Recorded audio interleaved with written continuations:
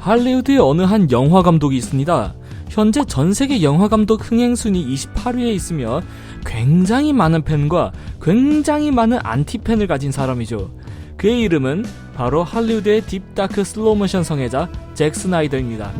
원래는 뮤직비디오, 광고 감독 출신이었으며 현재 화제가 되고 있는 저스티스 리그 스나이더 컷의 메가폰을 잡은 감독입니다.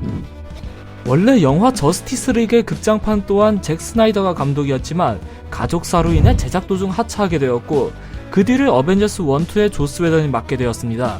결과는 많은 분들이 아시다시피 완벽하게 망했었죠. 평도, 흥행도 모조리 망했습니다. 그런데 DC 필름 유니버스의 미래를 망쳤다고도 말할 수 있는 영화가 심지어 재촬영도 없는데 잭 스나이더가 다시 잡아 완성시킨다는 발표 하나만으로 DC의 팬보이들은 지금 5초에 한 번씩 팬티를 갈아입으면서 행복 회로를 오지게 돌리고 있습니다.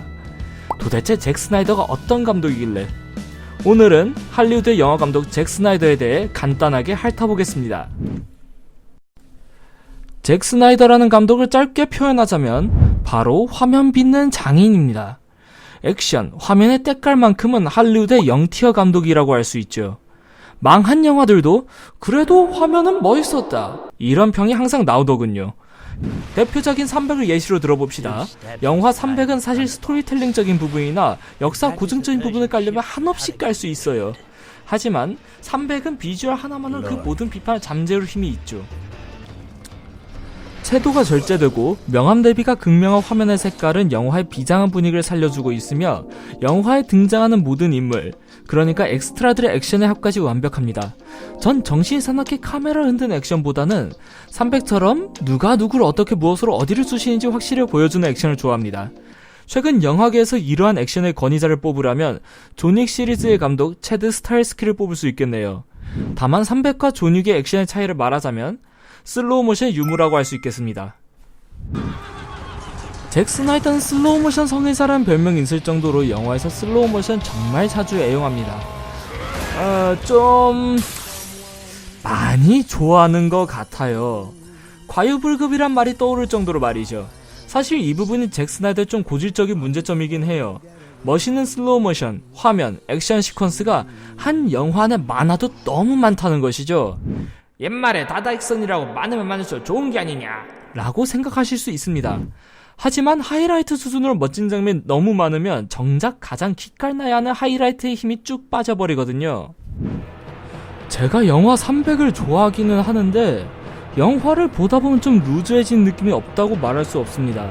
장면 하나하나만 떼어놓고 보면 회화적이라는 평까지 나오고 액션 시퀀스 하나만 보면 입이 떡 벌어지지만 이런 것들이 1시간 30분 넘게 계속되면 꽁맛이 좀 빠지거든요. 심지어 잭 스나이더의 영화는 대부분 깁니다. 왓치맨 얼티메이트 컷이 대충 3시간 30분쯤 되는데 솔직히 그 3시간 30분 중 가장 기억에 남는 건 닥터 맨해튼의 푸르딩딩한 소중이었습니다. 왓치맨 얼티메이트 컷은 할 말이 많긴 한데 어차피 나중에 따로 리뷰 영상 올릴 거니까 대충 넘어갈게요. 혹시라도 아직 안 보신 분들 중에 왓치맨을 볼 분이 있다면 꼭 얼티밋 컷으로 감상하시고 이 영화는 냉전 시대의 히어로 스킨을 끼고 거기에 잭 스나이더의 취향을 끼얹은 영화인 걸 감안하시길 바랍니다. 이제 제가 잭 스나이더 팬이 된 영화에 대해 살짝 알아볼까요? 그것은 바로 맨 오브 스틸입니다. 히어로물의 근본, 상징과도 같던 슈퍼맨의 영화 시리즈는 사실 맨 오브 스틸 이전까지 상황이 영 좋지 못했어요. 2006년에 나온 슈퍼맨 리턴즈 이후 많은 사람들이 다신 스크린에서 슈퍼맨을 보기 힘들 것이라고 예상했거든요. 하지만 잭 스나이더는 슈퍼맨을 스크린에 성공적으로 안착시켰습니다. 우선 이거는 깔고 들어갈게요. 맨 오브 스틸은 마냥 빨아주기는 좀 무리가 있는 영화가 맞아요. 맨 오브 스틸의 슈퍼맨의 캐릭터성은 아직까지 팬보이들 사이에선 놀랄거리가 있고 아까도 언급했던 고질적인 문제인 모든 장면이 하이라이트여서 영화가 아무리 화려해도 루즈해지는 문제점도 있죠. 그런데 뭐 어때요? 존나 개쩔잖아. 슈퍼맨의 디자인을 보세요. 과거에 빨간 팬티를 없애면서 현대적인 디자인으로 바꾸면서 슈퍼맨의 아이덴티티를 살린 디자인이잖아요. 영화가 시작하면서 나는 멸망해가는 크립톤 행성의 풍경을 보셨습니까? 크립톤 행성을 배경으로 한 스피노프작을 내놓으라고 말하고 싶습니다. 스몰빌에서 피오라와의 전투 시퀀스를 봅시다. 꿈에만 그리던 드래곤볼 실사화를 보는 것 같아서요. 예? 드래곤볼 실사 영화 있다고요? 그건 당신의 착각입니다. 기억에서 지우세요. 조드 장군과의 싸움은 그야말로 신들의 전쟁이라고 표현해도 부족함이 없습니다. 저에게 최고의 히어로 영화 전투 시퀀스를 뽑으란다면 세상에 등장한 지 7년이나 지난 이 슈퍼맨과 조드의 전투를 뽑겠습니다. 심지어 맨 오브 스틸에서 잭 스나이더는 본인이 살아난 슬로우 모션을 거의 사용하지도 않았어요. 슬로우 모션이 내 주무기가 아니다 이렇게 말하는 것 같았습니다. 할다못해 너무 빨기만 했네요. 잭 스나이더가 마냥 빨기에 좋은 감독은 아닙니다. 그의 커리어에는 스토리텔링에 있어서 멸망 영화가 많거든요. 대표적으로는 마사따키 슈퍼맨 대 배트맨이 있고, 서커펀치는 잭 스나이더의 내면에서 그의 오타쿠 취향과 어둡고 진중한 분위기를 좋아하는 취향이 퓨전하여 폭주한 괴작이 되었죠. 제가 방금 전까지 빨아먹기 바빴던 맨 오브 스틸도 편집이 난잡하게 구성되어 영화가 산만한 느낌을 지울 수 없고요.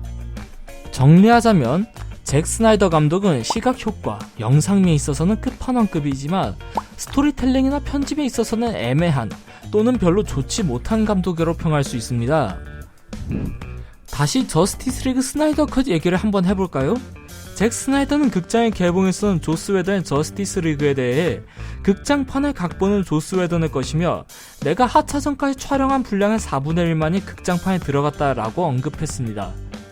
즉 2021년에 HBO 맥스에서 새로 개봉할 저스티스 리그 스나이더 컷은 우리가 극장에서 본 정의 닦기 리그와는 굉장히 다른 영화가 된다는 말이겠죠.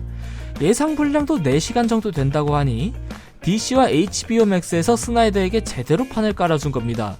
솔직히 4시간 분량에 자기가 표현하고 싶은 부분을 제대로 표현하지 못한다면 상업 영화 감독으로 자질이 많이 떨어지는 것이긴 합니다. 하지만 저와 다른 잭 스나이더의 지지자들을 믿고 있습니다. 제대로 판이 깔렸을 때 잭 스나이더는 제대로 달릴 줄 아는 감독이라고.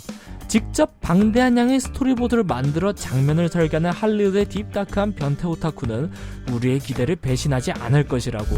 그렇게 16만 명의 팬들이 저스티스 리그 스나이더 컷을 공개해달라 요구했고, HBO는 상업적으로나 전문가 평으로나 모두를 몰락해버린 영화에 다시 투자하기로 결정한 것이겠죠.